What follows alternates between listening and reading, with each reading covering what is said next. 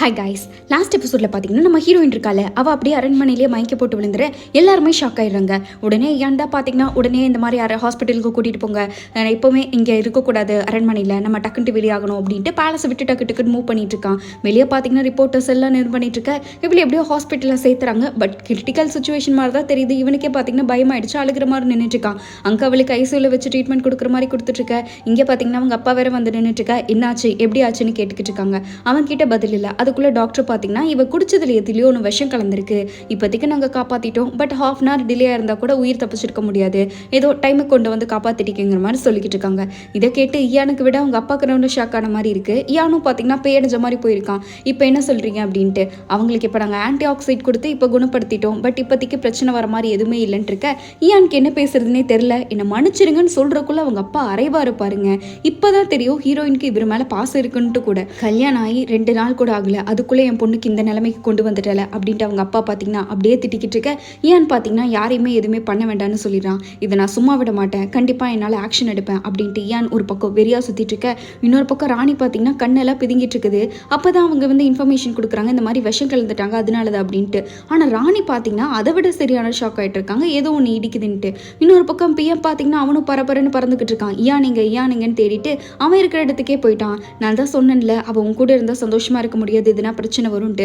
இப்போ என்ன பதில் சொல்ல போறீங்க சொல்லுங்க, இந்நேரம் அவ செத்துருப்பா அப்படின்ட்டு இருக்க. அதனால தான் நான் இங்கே வந்திருக்கேன்ட்டு ஏன் பார்த்தீங்கன்னா பிஎம் கிட்ட பேசுகிறான். இப்போ ராயல் ஃபேமிலியை நம்ம எல்லாமே இன்வெஸ்டிகேட் பண்ணணும், அதுக்கு உங்களோட பெர்மிஷன் வேணும் அப்படின்ட்டு இருக்க. இவனுக்கு ஒன்றுமே புரியல. என்ன ராயல் ஃபேமிலி இன்வெஸ்டிகேஷன் இது வரைக்கும் நடந்ததே இல்லை, என்ன விளையாடுறீங்களா அப்படின்ட்டு இருக்க. உங்களுக்கே தெரியும் இது எவ்வளோ சீரியஸ்ன்ட்டு. நீங்கள் ஆர்டர் கொடுத்தீங்கன்னா மட்டும்தான் எல்லாமே மாறும், இல்லைனா எதுவுமே மாறாது, இப்படியே தான் நடந்துட்டு இருக்குங்கிற மாதிரி அவன் அழுதுட்டு சொல்லிக்கிட்டு இருக்க. பிஎம் பார்த்தீங்கன்னா ராணி கிட்ட ஸ்ட்ரெயிட்டாகவே பேச வந்திருக்கான். இந்த மாதிரி அது பேலஸில் தானே அந்த இன்ஃபர்மேஷன்லாம் நடந்துச்சு, விஷம் வச்சதெல்லாம், அதனால செக் பண்ணணும்னு இருக்க. உங்களுக்கு என்ன நட்டுக்கு இது கலந்துருச்சா, அது எப்படி அரண்மனையில் இன்வெஸ்டிகேஷன் அப்படின்ட்டு இவ பார்த்தீங்கன்னா பேசிட்டு இருக்கா. ராயல்ஸ்லேருந்து எல்லாத்தையும் விசாரிக்கணும்னு இருக்க. ராணிக்கே காண்டாயிடுது, என்ன இப்படிலாம் பேசிட்டு இருக்கீங்கன்ட்டு.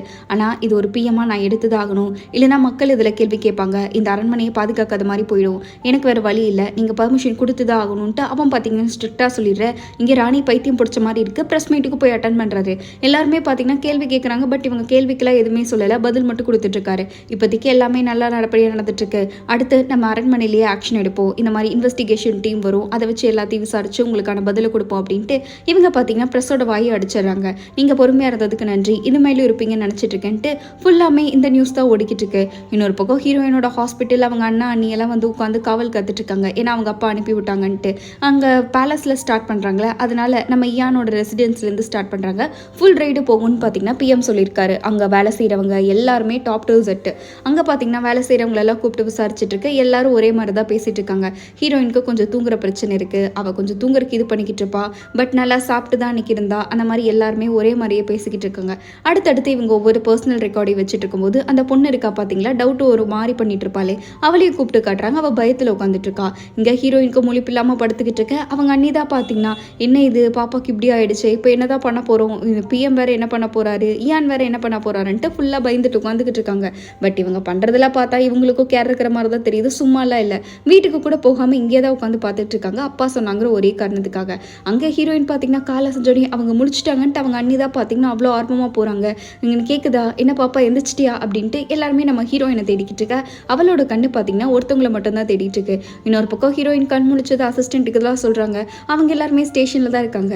அந்த நியூஸை பார்த்தீங்கன்னா நம்ம கோர்ட் லேடி இருக்காங்களே, அவங்க அப்படியே இயான் கிட்ட கொண்டு விளாண்டு வந்துட்டு இருக்க. அவன் இயான் பார்த்தீங்கன்னா அவங்க அப்பாவோட சமாதியில் நின்றுட்டு இருக்கான். ஏன்னா அவங்க அப்பாவுக்கு பார்த்தீங்கன்னா இயானை சுத்தமாகவே பிடிக்காது இல்லை.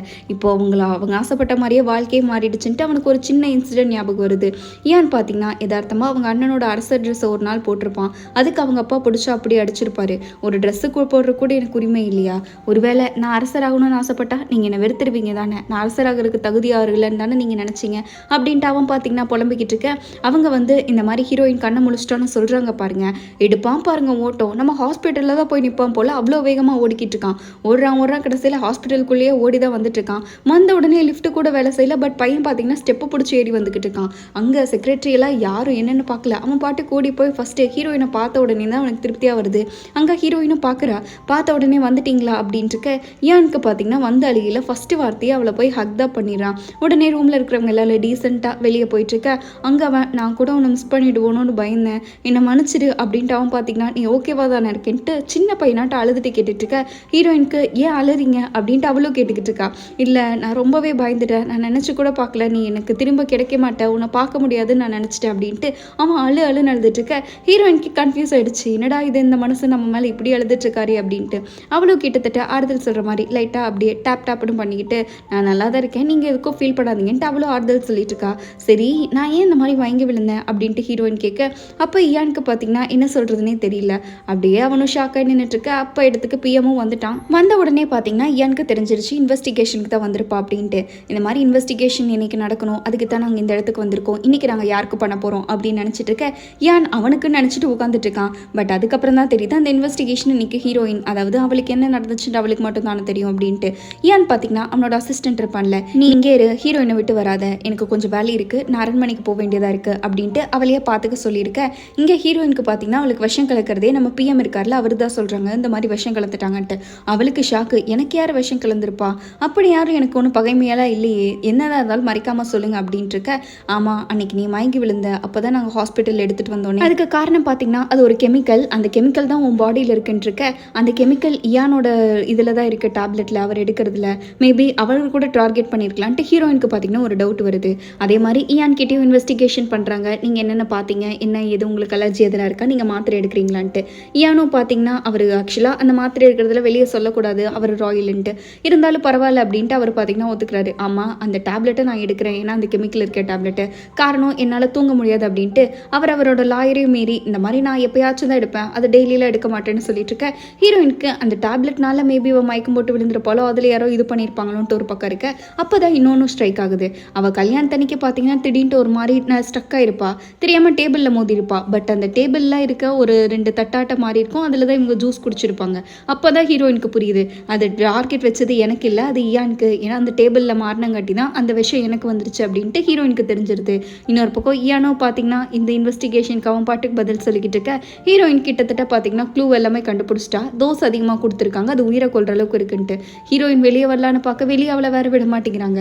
ஏன்னா இயான் உங்களுக்கு பாதுகாப்பாக இங்கே இருக்க சொல்லியிருக்காங்க, அதனால நான் இங்கே தான் இருப்பேன், நீங்களும் இங்கே தான் இருக்கணுங்கிற மாதிரி சொல்லிட்டு இருக்க. பிஎம்மும் வந்து அதான் சொல்கிறாரு, நான் வேணும்னா போய் இயானை பத்திரமா பார்த்துக்கிறேன், நீ எதுக்கும் ஃபீல் பண்ணாத, நான் பார்த்துக்கிறேன் அப்படிங்கிற மாதிரி இருக்கு. இங்கே ராணியை தான் காட்டுறாங்க. அவங்க பார்த்தீங்கன்னா இந்த பியானோ இருக்குல்ல அதை வாசிச்சுட்டு இருக்காங்க. ஆனால் ராணி ஒரு பக்கம் சந்தோஷமாக இருக்காங்க, கோவமாக இருக்காங்க, என்ன மனநிலைமை இருக்காங்கன்னே தெரியல. இப்போதைக்கு ரொம்ப குழம்பி போயிருக்காங்க. அப்போ தான் பார்த்தீங்கன்னா இந்த மாதிரி இயான் வாக்குமூலத்தை வாங்கிட்டாரு, அவர் இன்வெஸ்டிகேஷன் பண்ணி முடிச்சுட்டாங்க, அவங்களோட ரெசிடென்சிலையும் இந்த ஸ்டேஜிங்லாம் ஸ்டார்ட் பண்ணிட்டாங்க. அடுத்து நம்ம அரண்மனை தான் பாக்கி அப்படின்ட்டு ராணி பார்த்தீங்கன்னா அரண்மனையில் நல்லா க்ளீனாக பண்ணி வச்சுருங்க, எதுவுமே மாட்டக்கூடாதுங்கிற மாதிரி ராணி சொல்லிடுறாங்க. இங்கே பிஎம்மா நம்ம இயான் இருக்கான்ல அவனுக்காக வெயிட் பண்ணிக்கிட்டு இருக்காங்க, இன்வெஸ்டிகேஷன்லாம் முடிச்சுட்டு வந்திருக்காங்கன்ட்டு. அப்போ தான் அவரோட அசிஸ்டன்ட் பார்த்தீங்கன்னா இது வரைக்கும் எல்லாத்துக்கிட்டையும் விசாரிச்சிருப்பாங்களே அந்த எல்லாத்தோட டாக்குமெண்ட்ஸும் அவர் ஃபைல் பண்ணி கொண்டு வராது. இப்போதைக்கு இன்னொரு விஷயம், அந்த ராயல் ஹாஸ்பிட்டல்லேருந்து தான் நம்மளுக்கு தெரியும் எந்த மாதிரி ஒரு விஷயத்தில் அந்த டாக்ஸிசிட்டி கலந்துருக்கலாம் அப்படின்ட்டு. அதனால தான் நம்ம வந்தோடனே ரிசல்ட்டை கன்ஃபார்ம் பண்ண முடியும்ன்றிருக்க. இவருக்கும் பார்த்தீங்கன்னா அந்த எந்த இடத்துலேருந்து வந்திருக்கோ அந்த விஷயங்கிற மாதிரி பிஎம் மைண்டில் ஓடிட்டுருக்கு. அப்போ தான் இயானும் வரான். அப்போ தான் பிஎம்மும் ஒரு விஷயம் சொல்கிறாங்க, இப்போ நீங்கள் பேலஸ் போகிறது தான் 2 பேத்துக்கும் சேஃபு, ஏன்னா வெளியே இருக்கிறதுலாம் சேஃப் இல்லை, உள்ளே இருந்தீங்கன்னா அட்லீஸ்ட் உங்களுக்கு எந்த ஒரு டேஞ்சரும் இல்லாமல் இருக்கும், அதனால நீங்கள் 2 பேரும் போயிடுங்கன்னு இருக்க. இயானும் பார்த்தீங்கன்னா ஃபஸ்ட்டு அரண்மனைக்கு வந்துடுறான். ஹீரோயின் அங்கே ஹாஸ்பிட்டலில் தான் இருக்கா. செக்யூரிட்டி கார்டு எல்லாத்தையும் மாற்ற சொல்லுங்கள், அரண்மனையில் அங்கே வேலை செய்கிறாங்களே அவங்க எல்லாத்தையுமே ஃபுல்லாக தரவாக செக் பண்ண சொல்லுங்கள், இப்போ எல்லா செக்யூரிட்டி கண்டிப்பாக மாறி இருக்கணும்ட்டு. ஏன்னு பார்த்தீங்கன்னா நல்லா செக்யூரிட்டி எல்லாம் இன்னுமே நல்லா பவர் பண்ணிக்கிட்டு இருக்க. ஹீரோயின் எதனால தான் இந்த பிரச்சனை இருக்கும் அப்படின்ட்டு பார்த்துட்டு இருக்கா. அந்த ஆர்டிக்கல்லாம் வெளியே வந்திருக்கும்ல அது எல்லாத்தையுமே படிச்சுட்டு அந்த விஷயம்னு சொன்னாங்களே எந்த மாதிரி கெமிக்கல்லாம் கலந்துருக்கும்ட்டு அவளும் ரிசர்ச் பண்ணிட்டு இருக்கா. அப்போ தான் இயானும் கால் பண்ணுறான், நீங்கள் என்ன போயிட்டீங்க, நான் பயந்தே போயிட்டேன், உங்ககிட்ட ஒரு முக்கியமான விஷயம் பேசணும் அப்படின்ட்டு நிறையா பேர் வெளியே நிற்கிறாங்க, என்னை விட மாட்டாங்கன்னு இருக்க. ஏன் அப்போ பார்த்தீங்கன்னா நாளைக்கு நீங்கள் 2 பேரும் வாங்க அரண்மனைக்கு அப்படின்ட்டு பிஎம்மையும் ஹீரோயினும் அரண்மனைக்கு வர சொல்லியிருக்கான். இன்னொரு பக்கம் நம்ம ஹீரோயினை டிஸ்சார்ஜ் பண்ணுற நாள் போல் அவளை டிஸ்சார்ஜ் பண்ணுறதுக்கு அவங்க அண்ணி இருக்காங்களா, அவங்க தான் ஹெல்ப்புக்கு வந்திருக்காங்க. என்ன புதுசாக இங்கே வந்திருக்கீங்கன்னு இருக்க. ஹீரோயின் பாவம் வீட்டுக்கு போகிறா, அவளுக்கு எப்படி போகணுன்னு கூட தெரியாதுல்ல, அதனால தான் அப்பா என்னை அனுப்பி வச்சாரு அவளுக்கு துணையா அப்படின்ட்டு. அவள் தான் பார்த்தீங்கன்னா நீ போகும்போது வழக்கம் போல் மினிக்கிட்டெல்லாம் போகக்கூடாதுமா, இப்போ நீ உடம்பு சரியில்லாமல் இருக்க, அதனால கொஞ்சம் சோர்வையாக தான் போகணும், புரியுதா, உனக்கு அப்பா ஹெல்ப் பண்ணுறதுக்கு தான் அனுப்பிச்சிருக்காங்க, அதனால என் பேச்சை நீ கேட்டு நடந்துதாகணும்னு இருக்க. ஹீரோயின் நிஜமாலுமே அப்பா தான் அனுப்பிச்சாங்களா, அவருக்கு என் மேலே பாசெல்லாம் இருக்காங்கிற மாதிரி கேட்குறா. ஆமாம் நீ உடம்பு சரியில்லைன்ட்டு இவ்வளோ அழகாக இருந்து நல்லா ஜம்மன் இருந்தானா யாருமே மதிக்க மாட்டாங்க, இப்போதைக்கு நீ பார்த்தனா கொஞ்சமாச்சு டல்லாக இருக்கணும்னு இருக்க. ஹீரோயின் அதுக்கு என்னதான் பண்ணுறது அப்படின்ட்டு இருக்கா. தோ மேக்கப் போடு, இந்த பவுட்ரு இருக்குல்ல அது கொஞ்சம் வாயில் போட்டு வெளியே போகும்போது நீ சோகமாக இருக்கிற மாதிரி தான் இருக்கணும், புரியுதான்ட்டு இருக்க. என் அழகெல்லாம் போயிடுச்சே அப்படின்னு ஹீரோயின் பார்த்தீங்கன்னா நக்கல் அடிச்சிட்டு இருக்கா. உன் வாழ்க்கையே போகும்போது உனக்கு அழகு தான் முக்கியமா, நான் சொல்கிறது அப்படியே ஃபாலோ பண்ணு, வெளியே வெளியே போகும்போது இந்த சந்தோஷமாக எனர்ஜியெல்லாம் காட்டிடாத, நீ அப்படியே பாவப்பட்ட மூஞ்சின்ட்டு எல்லாத்துக்கும் தெரியணும், உன்னை பார்த்தாலே எல்லாத்துக்கும் அழுக வரணும்னு இருக்க. ஹீரோயின் வருவா பாருங்க வெளியே, இந்த சீன் தான் ஹைலைட்டாக இருக்கும். வெளியே வந்து தான் நம்ம ஹீரோயின் இரும்புறது, நடக்கும்போது தடுக்கி விழுறதுன்னு. அதுவும் கரெக்டாக பார்த்தீங்கன்னா கார்க்குள்ளே ஏறுறதுக்கு முன்னாடி வேணும்னே உடம்பு சரியில்லைன்னு காட்டணுமாம்மா. இரும்புன்னு இரும்பி போஸ் கொடுத்துட்டு நம்ம ஹீரோயின் உள்ளே போவா. அதை ரிப்போர்ட்டர்ஸ் எல்லாம் கேப்சர் பண்ணிட்டு இருக்க எப்படி நடிப்புங்கிற மாதிரி ஹீரோயின் மாசாக ஒரு கலக்கிட்டு வந்துட்டு இருப்பா. அங்கே ஆர்டிக்கல்லாம் பார்த்தீங்கன்னா பயங்கரமாக இவங்க கம்பெனி தான் ஆர்டிக்கல் கிரியேட் பண்ணி போட்டு விட்டாங்க. ஃபுல் நியூஸ் ஸ்ப்ரெட் ஆகிட்டு இருக்கு. ஹீரோயினுக்கு உடம்பு முடியல, அவள் ரொம்ப இதுவாக இருக்கா, சிக்கா இருக்கா, அப்படி எப்படின்ட்டு இது எல்லாத்தையுமே ராணி படிக்கிறாங்க. பட் இப்போ ராணி பார்த்தீங்கன்னா ஹீரோயினுக்கு எதனா ஆப்போசிட்டாக மூவ் பண்ணால் அவங்களுக்கு எதனா கெட்ட பேர் வந்துடும்ல, அதே விஷயத்த அவங்க மைண்டில் நினச்சிட்டு இருக்க. இவங்களோட ஷெடியூலில் பார்த்தீங்கன்னா எந்த சேஞ்சும் இல்லை. ஏன்னா ஹீரோயின் வரா, இவ்வளோ பெரிய இன்சிடென்ட் நடந்திருக்கு, ராணி கிட்ட டிஸ்கஸ் பண்ணுவாங்கன்னு நினச்சிட்டு இருக்க. ராணி கிட்ட யாருமே டிஸ்கஸ் பண்ணுறதுக்கு ஷெடியூலே போடலை. அப்படியா விஷயம்? அப்படின்னா நான் போய் தானே ஆகணும், இருந்தாலும் என் கடமை இல்லையா அப்படின்ட்டு ராணி பார்த்தீங்கன்னா இதை நானே பார்த்துக்கிறேன்ட்டு ஹீரோயினை பார்க்கறதுக்கு ஸ்ட்ரைட்டாக வாசல்லையே வந்துடுறாங்க. வந்த உடனே முதல் விஷயம் எப்படிமா இருக்க, நல்லா இருக்கியா அப்படின்ட்டு ரொம்ப நல்லவங்களாட்டையே பேசிட்டு இருக்கா. ஹீரோயினுக்கு அடுத்து என்னடி குழி பறிக்க போறங்கிற மாதிரி பார்த்துக்கிட்டு இருக்கா. அப்போதான் நான் சொல்றாங்க, இந்த மாதிரி வா நம்ம கவுன்சிலிங் பார்த்துட்டு பேசிட்டு வரலாம் அப்படின்ட்டு இருக்க. அவங்க அண்ணி அதெல்லாம் அவளுக்கு ரொம்ப முடியல, வேண்டாங்கிற மாதிரி சொல்லிக்கிட்டு இருக்காங்க. ஹீரோயின் பார்த்தீங்கன்னா ஆமா எனக்கு தலை சுத்துற மாதிரி வருதுன்ட்டு வர முடியாதுன்ட்டு 3 பேர் பார்த்தீங்கன்னா ஒரு நடிப்பு போட்டு என்ன மன்னிச்சிருங்கன்ட்டு ஹீரோயின் பார்த்தீங்கன்னா ராணி பேச்சு மீறி அவ பாட்டுக்கு போயிடுறா. ராணிக்கு இதை பார்த்த உடனே சரி ஒரு மூஞ்சில் அடிச்ச மாதிரி போச்சு. ராணி அப்படியே ஹீரோயினை பார்த்துக்கிட்டே இருக்க. இங்க நம்ம ஐயான் இருக்கான்ல அவனை தான் காட்டுறாங்க. நாளைக்கு தான் நம்ம மன்னரோட ஸ்டேட்மெண்ட்லாம் வெளியே வரும், என்ன டெசிஷன் எடுக்கலாம் அப்படின்ட்டு அரசர் சொல்லுவார். அது வரைக்கும் நம்ம வெயிட் பண்ணி தான் ஆகணுங்கிற மாதிரி சொல்லிட்டு இருக்க. ஈயானும் வெயிட்டிங்கில் தான் இருக்கான். அந்த கவுன்சிலிங் மேட்டரை பற்றி ஈயான்ட்டியும் பேசுகிறாங்க. அவள் இப்போ பேலஸோட மதிப்புலாம் முக்கியமே இல்லை, கொஞ்சமாச்சும் ஹீரோயினுக்கு ரெஸ்ட் முக்கியம், அதனால வேணாம் அப்படின்ட்டு இருக்க. அவங்க சொல்ல வராங்க, என்னதான் இருந்தாலும் சரி எனக்கு எப்போவுமே ஹீரோயினோட சேஃப்டி தான் ரொம்ப முக்கியம், அதனால இப்போ எல்லாத்துக்கே ஒழுத்திக்குவீங்க, இந்த எந்த மீட்டிங்கும் வேண்டாம் அப்படின்ட்டு யான்னு சொல்லிட்டு இருக்க. ஹீரோயின் முதல் வேலையாக போன உடனே அரசரை தான் பார்க்க போனான். என்ன நீங்கள் பயந்துட்டீங்க போல அப்படின்ட்டு இருக்க. அரசரும் ஆமாம் நீங்கள் ரொம்ப டயர்டாக இருந்தீங்கல்ல, நான் பயந்தே போயிட்டேன், நீங்கள் பேசவே இல்லைன்னு இருக்காங்க. அதெல்லாம் ஒன்றும் இல்லை, எனக்கு உடம்பு சரியில்லை அவ்வளோதான், இப்போ நான் நார்மல் ஆகிட்டேன்ட்டு ஹீரோயின் பார்த்தீங்கன்னா அரசர்கிட்ட அவ்வளோ பணிவாக பேசிக்கிட்டு இருக்கா. அப்போ கரெக்டாக எல்லாத்தையும் இன்வெஸ்டிகேஷன் பண்ணாங்களே அப்படின்ட்டு அரசர் பார்த்தீங்கன்னா இன்வெஸ்டிகேஷனை பற்றி பயந்துட்டு இருக்காங்க. அதெல்லாம் ஒன்றுமே இல்லை, சும்மா 4 கேள்வி கேட்பாங்க அவ்வளோதான்ட்டு ஹீரோயின் சொல்லிட்டு இருக்க. ஈயான் அந்த இடத்துக்கு வந்திருக்கான். ரொம்ப நாள் கழிச்சு நம்ம ஈயானை எல்லாம் மீட் பண்ணுறாங்க. பட் இருந்தாலும் நம்ம அரசர் போய் பேசும்போது ஈயான் அரசர்கிட்ட ஏதோ முக்கியமான விஷயம் சொல்லிட்டு வர. இங்கே நம்ம ஹீரோயினோட அசிஸ்டன்ட் இருக்கா பார்த்தீங்களா, அவள் அரண்மனைக்குள்ளே ஃபுல் டைமாகவே ஜாயின் பண்ணிக்கிட்டா. ஏன்னா இப்போ அவள் அரண்மனையில் தானே நம்ம ஹீரோயினுக்கு அசிஸ்டண்ட்டாக இருக்கணும் அப்படின்ட்டு, புதுசாக வந்ததுக்கு வரவே இருக்கிறோம் அப்படின்ட்டு இருக்க. அவன் பார்த்தீங்கன்னா எப்போவுமே என்னோட கடமையை நான் நல்லா செய்வேன், முக்கியமாக உங்களுக்கு தேங்க்ஸ், ஹீரோயினுக்கு நீங்கள் தான் ஹெல்ப் பண்ண வந்தீங்கன்னு இருக்க. அதெல்லாம் ஒரு சொந்தம் தானே, வந்து தானே ஆகணுங்கிற மாதிரி அண்ணியும் சொல்லிட்டு இருக்காங்க. இங்கே ஹீரோயினுக்கு பார்த்தீங்கன்னா தனி ஒரு ரூம் கொடுத்துட்டு அதில் ஃபுல் ஹாஸ்பிட்டலையே மினி ஹாஸ்பிட்டல் ஐயான்னு செக் பண்ணிட்டான். எப்போவுமே கால் இருந்துக்கிட்டே இருக்கணும், ஹீரோயினை நல்லா வாட்ச் பண்ணிக்கிட்டே இருக்கணும், அவளுக்கு இம்ப்ரூவ் ஆகணும் அப்படின்ட்டு பேசிட்டு இருக்க.